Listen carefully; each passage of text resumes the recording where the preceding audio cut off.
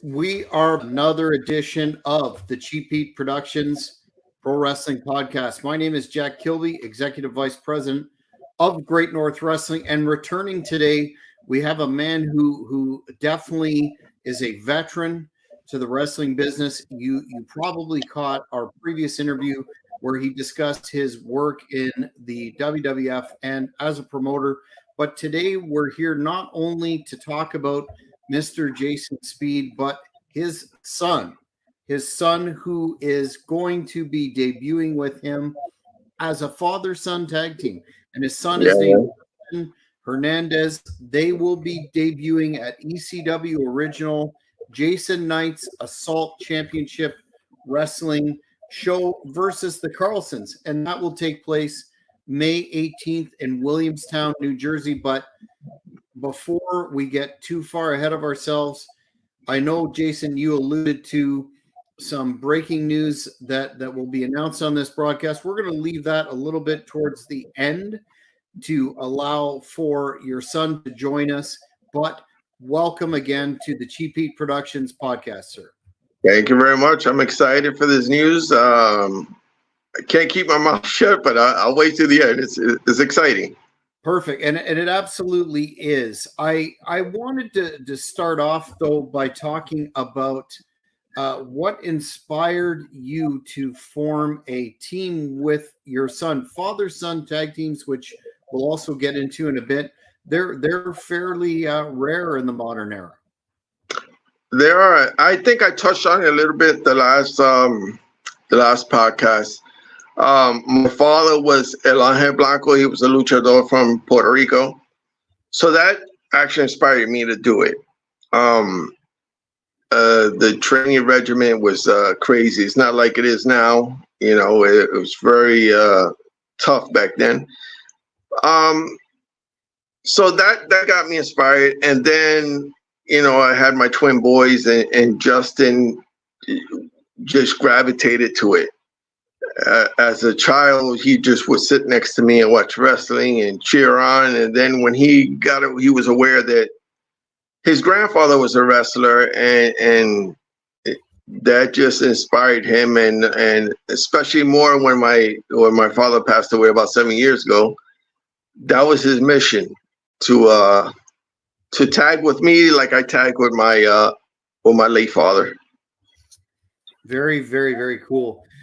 Well, you know, we've seen a lot of brother tag teams over the years. There's been a few famous ones in the business, including Dusty and Dustin Rhodes, Larry and Kurt Hennig, Vern and Greg Gagne, Bruno and David Sammartino, amongst others.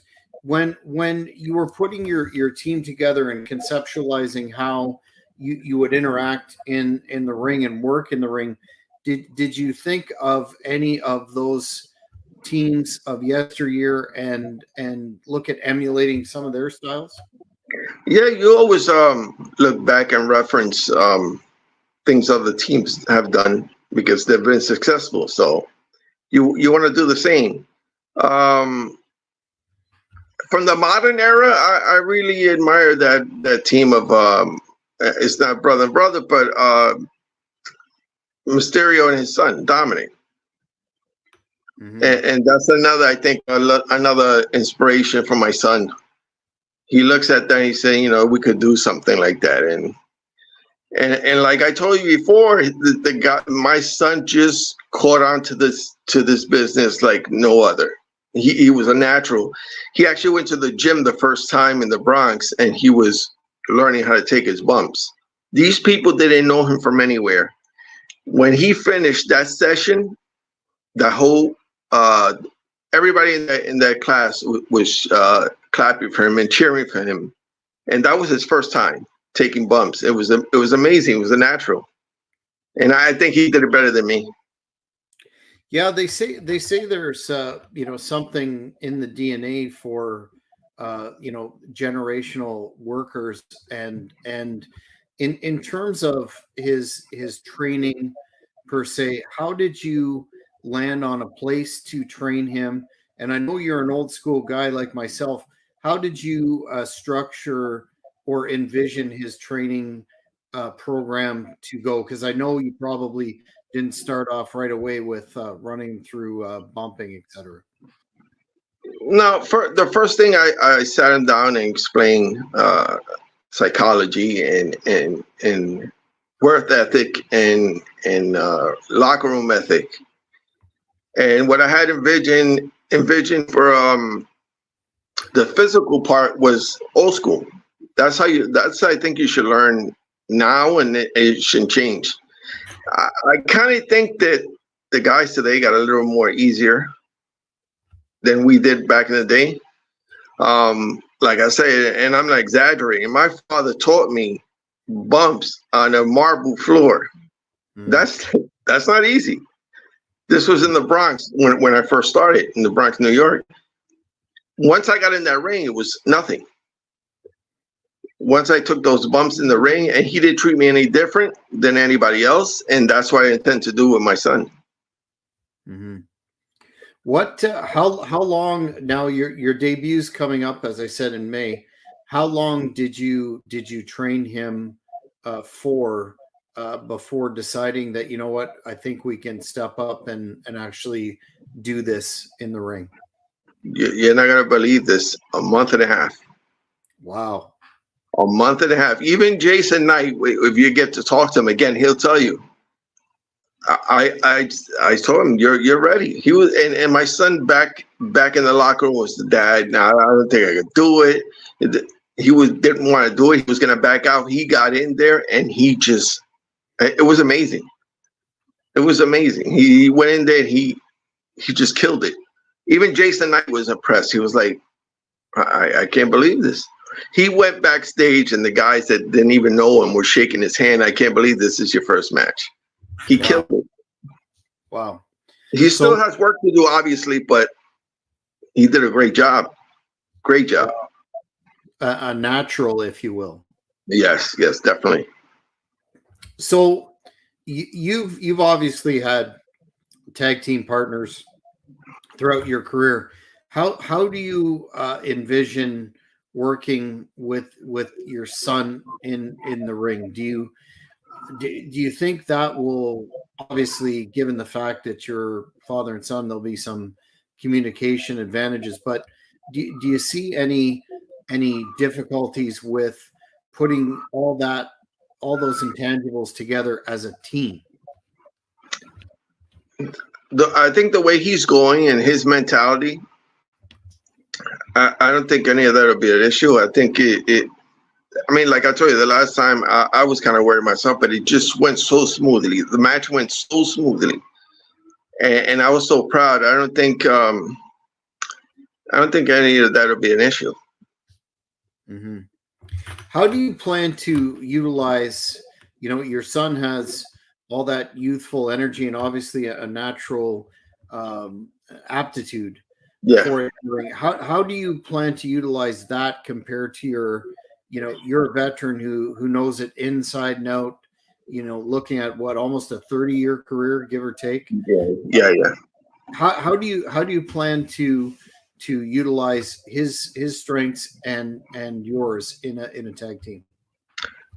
Well, I honestly would like him to take I don't know how to say this. I would like him to take more of the match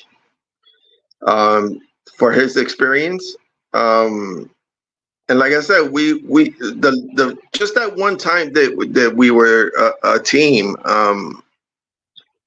we had a chemistry, and it's crazy to say because it was that first time, but we just clicked. And I think I'll let him do most of the high flying stuff. and high flyer. He does. He is a mix, but that's what he likes to do. Mm-hmm. Mm-hmm. I'm a little too old for the high flying stuff now, but I'm still good in the ring. And when we went backstage, he was amazed that I could just still go the way I do. Absolutely. A fan is asking about what your best, I guess, wrestling. He's saying fight and wrestling move is. I'm not sure whether that's a shoot or what's your favorite move to do in the ring is? Well, my finisher is basically the Vader Bomb, and I do a version of the what's this guy's name? DDP's cutter. Mm-hmm. It's basically, and the end move is like a Vader Bomb. Mm-hmm. Thanks for the question.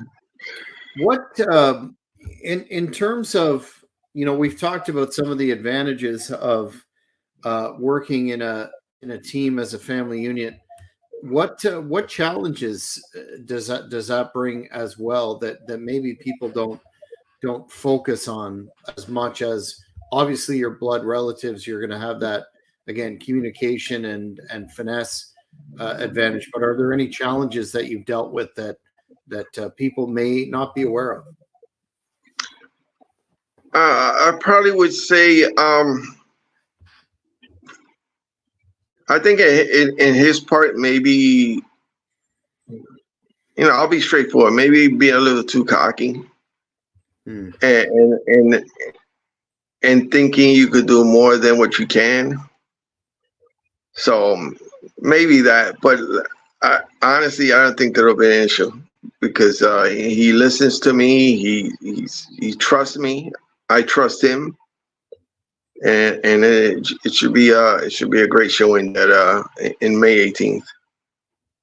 What in terms of your goals as a father-son duo, do you have any short-term, medium-term, and long-term goals yet, or what's your overall objective? My overall goal, like I told you, I wasn't doing it for a while. He lit that fire in me again when I reconnected with Jason Knight, and Jason Knight was pushing me.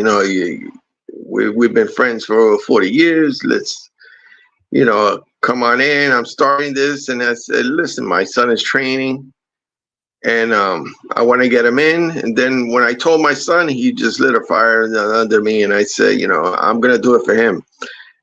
My goal is to get him as far as I can, and then right off to the sunset.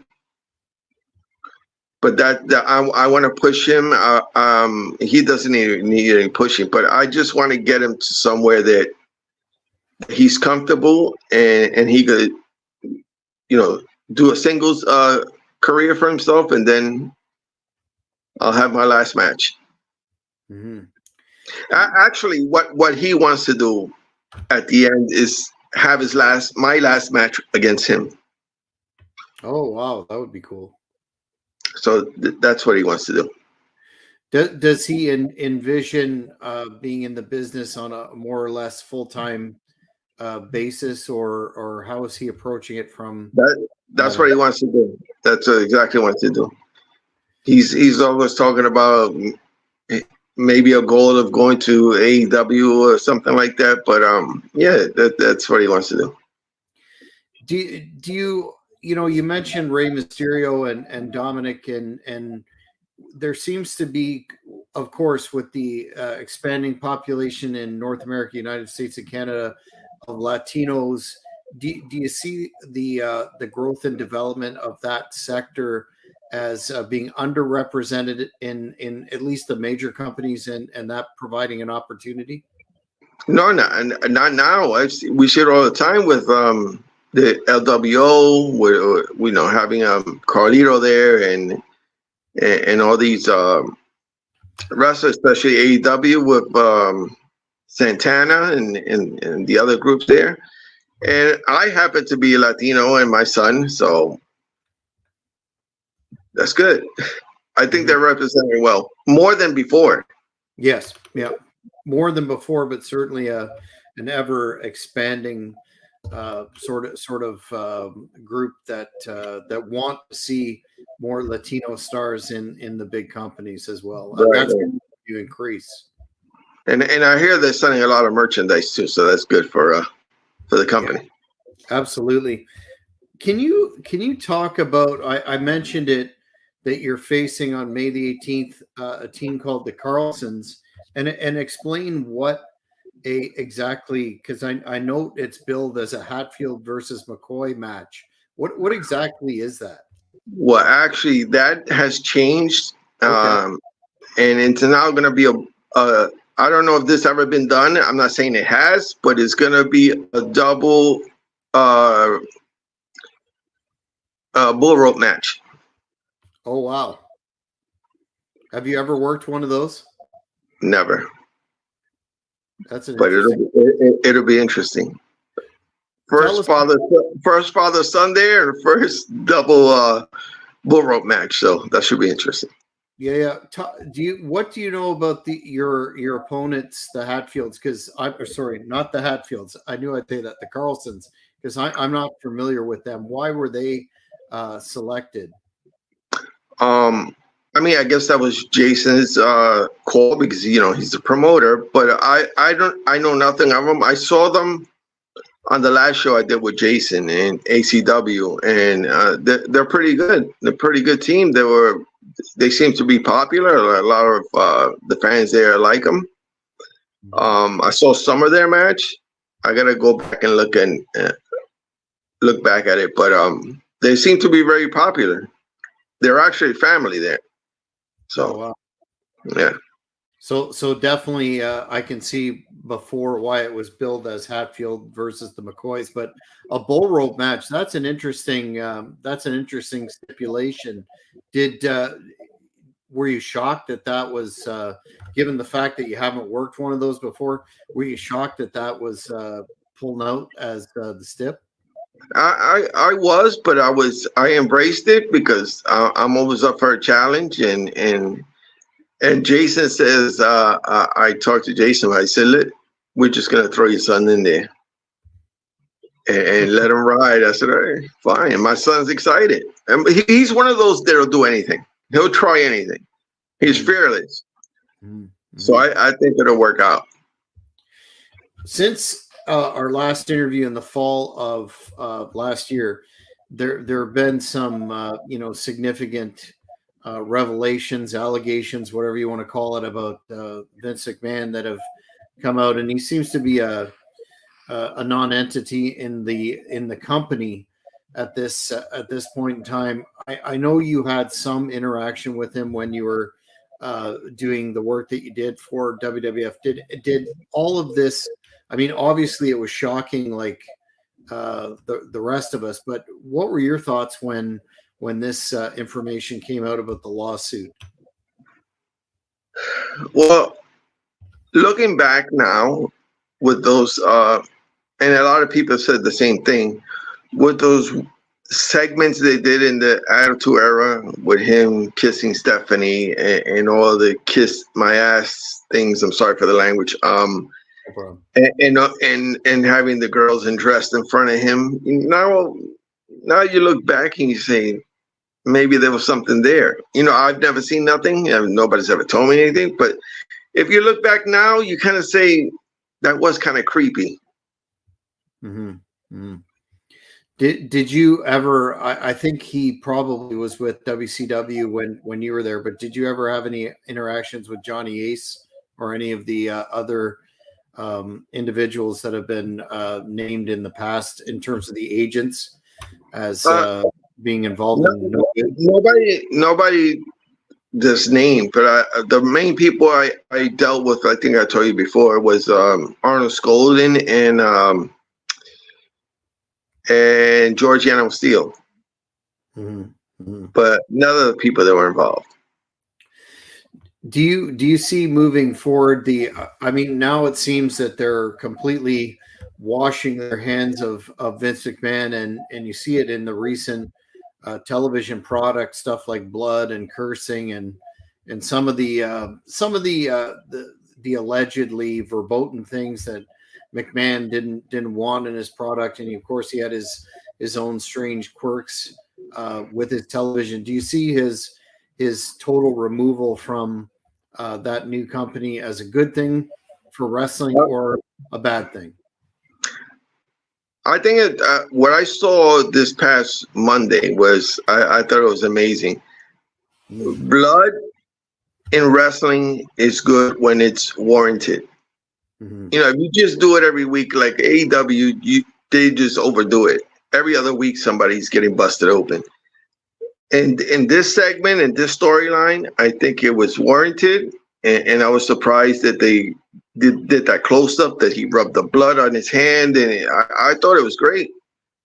And all this is good. All the cursing is good when it's warranted. When you overdo it, it means nothing. But I thought it was a good thing. Yeah, I couldn't agree more. A fan is asking here if you've ever worked or work with female wrestlers. I guess that intergender thing. I've done one or two. Actually, the last thing I did was an intergender match. I had what's this lady's name? She was from Angelina Jolie.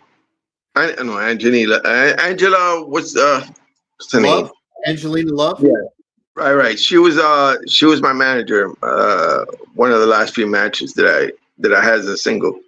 But intergender, I don't really like that that aspect. I don't think that should be done.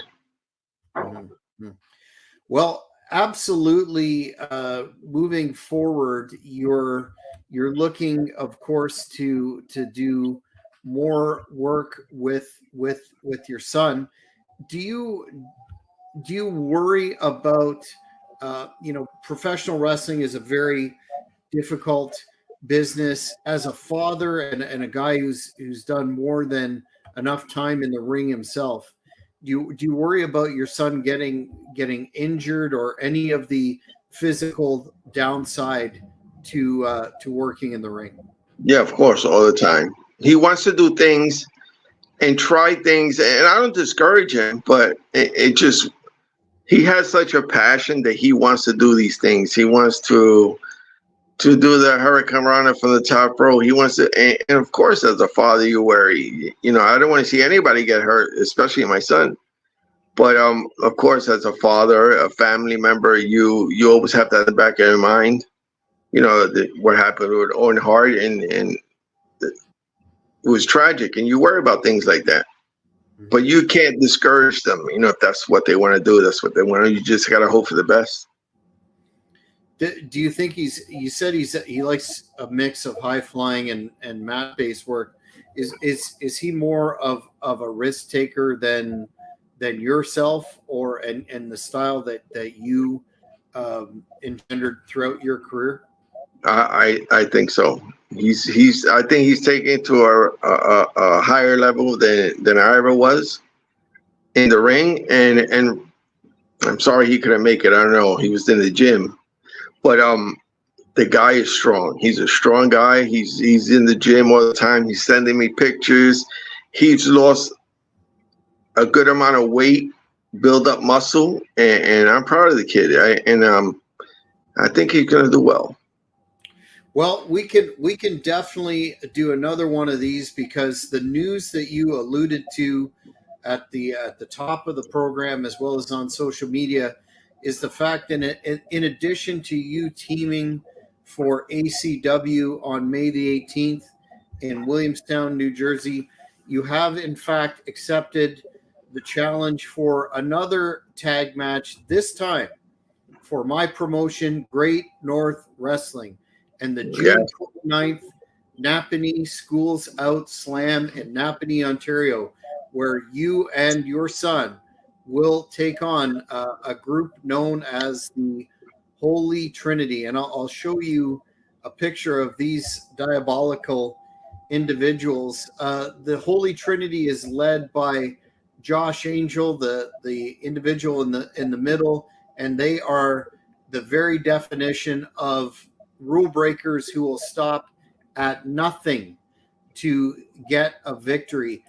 I know you said you have respect for the Hatfields and that bull rope match, but how do you feel about coming into, first of all, how do you feel about coming into Great North Wrestling, a territory for you and your son to have a road trip for, but also dealing with individuals who will stop at nothing, pull out all all the barriers, all the unsportsmanlike tactics to win?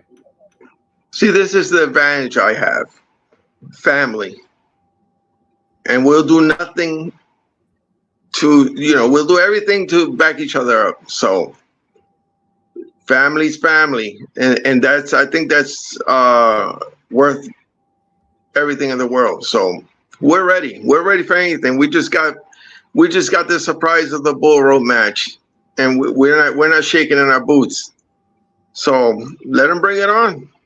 I'm ready, and I thank you for the opportunity.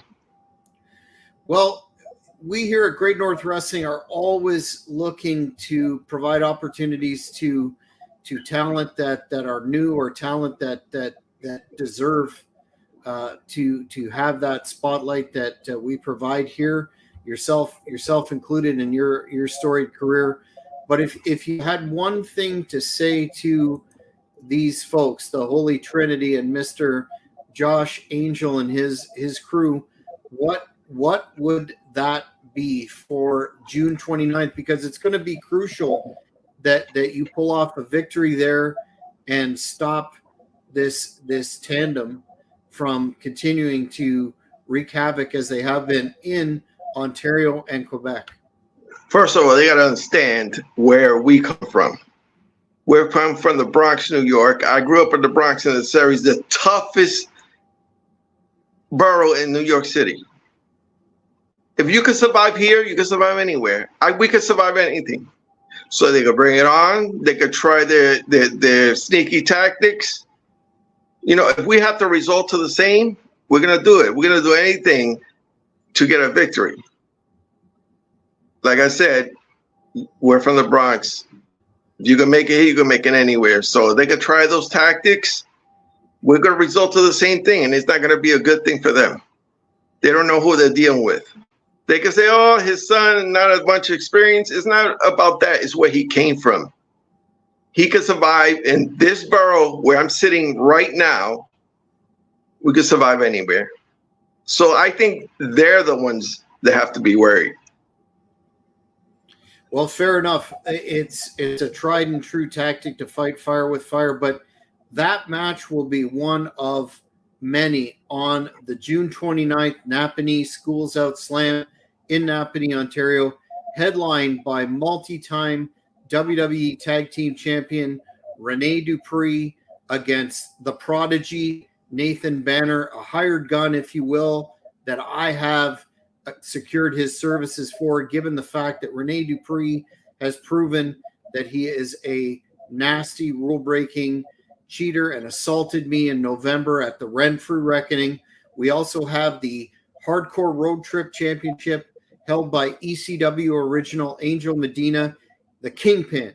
He will be putting that on against Big Daddy D. Roy, or on the line against Big Daddy D. Roy. But I'd be remiss if I did not mention a man that you're probably familiar with, Mario Mancini of WWF fame in the 80s and early 90s.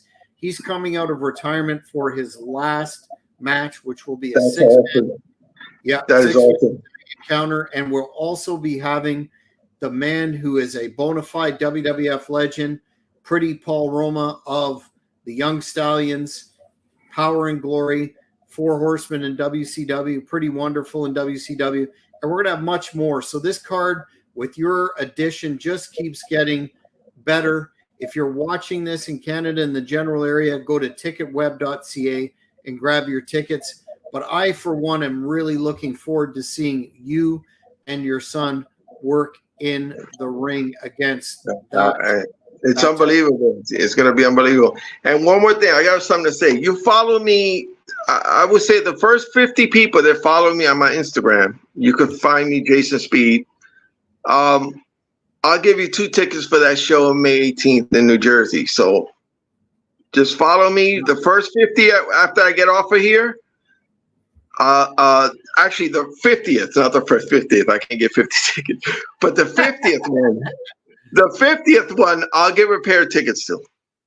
And that will be, again, Jason Knight's Assault Championship Wrestling versus the Carlsons, May 18th in Williamstown, New Jersey. Fans, check that out. But most of all, as I'm apt to say on this program and others, support independent wrestling. Yes. So, Jason, where can you mentioned your Instagram? Where can the fans find you globally on social media, sir? Well, you guys, Jason.speed on Facebook, and the same on Instagram. And see the one TikTok. There you go. Well, I want to thank you for coming on tonight. When your son gets out of that, I understand he's training hard. He is doing what he needs to do. We'll have you back after the May 18th show to go through that and how that went, but before the June 29th Great North Wrestling event, and we'll do an interview with him as well. And have that tag team of yours on warning. Like I said, you want to go that route, try to get a cheap win. You know, we got a couple of things under our sleeves. Well, you certainly, like I mentioned before, you certainly bring the experience on your hand and the young fire and the strength and the enthusiasm in your son. So it's going to be the type of wrestling that the fans of Great North Wrestling have come to expect. And I'm personally looking forward to that one. But I want to thank you for coming on tonight, sir. Thank you.